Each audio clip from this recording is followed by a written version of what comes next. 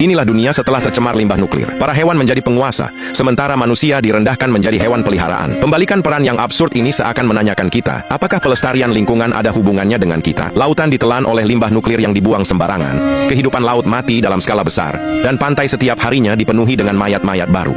Polusi menyebar seperti wabah penyakit. Di bawah pencemaran air limbah nuklir, hewan-hewan mulai bermutasi, dan secara bertahap menguasai dunia. Sementara manusia menjadi spesies yang terancam punah. Di jalan-jalan, hewan-hewan mengemudi dalam antrian. Gorila duduk di kedai minuman menikmati minuman. Berbagai hewan mengantri untuk membeli kentang goreng dan minuman soda. Beruang kutub mendorong kereta belanja untuk memborong barang di mall. Lumba-lumba menenggak minuman soda lalu membuang sampahnya yang hanyut ke hilir. Di sanalah, manusia membungkuk di antara tumpukan sampah, memungut sisa makanan.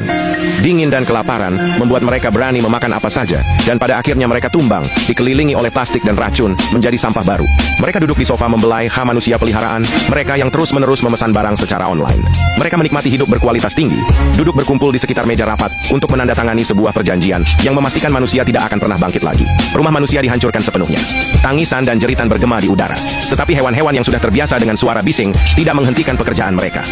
Manusia yang kehilangan tempat tinggal terpaksa memilah-milah tumpukan sampah berulang kali, mencari remah-remah yang bisa dimakan. Sampah terus menumpuk, sementara sisa-sisa yang bisa dimakan semakin sedikit. Pada akhirnya, tanah tandus ini menjadi kuburan mereka. Iklim terus memanas. Lapisan es di Antartika runtuh bagai potongan demi potongan. Manusia yang mengungsi berpindah-pindah tempat, sementara mereka yang di laut ditangkap secara besar-besaran oleh hewan-hewan. Sesekali ada yang lolos, tetapi pada akhirnya mati terjerat oleh plastik. Berita tentang kepunahan manusia yang akan segera terjadi mulai muncul di berbagai media hewan. Segelintir hewan peduli lingkungan menyerukan harus melindungi manusia, melindungi bumi. Namun mereka telah mengusik terlalu banyak kepentingan hewan lainnya. Perlawanan mereka tidak membuahkan hasil sama sekali. Lini produksi pabrik tetap berjalan setiap hari, sampah plastik terus bertambah, polusi udara juga semakin parah. Sebuah keluarga duduk dengan tenang. Mereka hanya menunggu es mencair dan perlahan-lahan tenggelam ke dasar laut. Hewan-hewan bersukaria merayakan datangnya era baru. Hanya tersisa sedikit manusia di bumi, namun hewan-hewan terus mengeksploitasi sumber daya secara gila-gilaan.